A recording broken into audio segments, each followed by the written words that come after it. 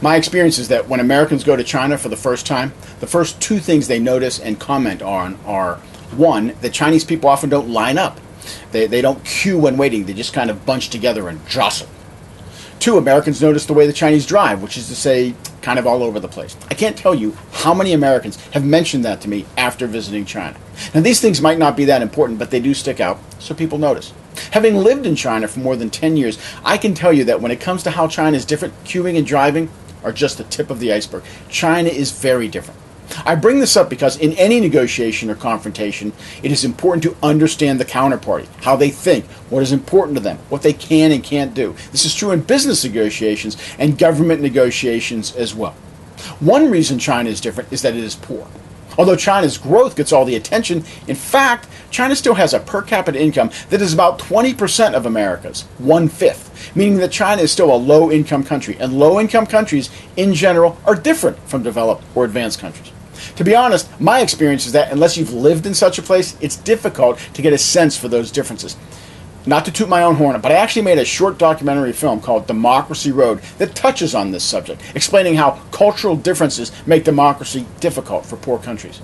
One of the main reasons is that the rule of law is weak in poor countries, meaning, among other things, corruption is high and intellectual property protection is low, which relates directly to the upcoming economic negotiations with China. This weakness in the rule of law is true not only in China, but in Russia, India, Nigeria, Brazil, and just about every other low-income country. Unlike queuing or driving, corruption, intellectual property protection, and the overall effectiveness of the government is very important. Now, to put this in perspective, consider the following. In terms of its level of development, China is about 50% urbanized.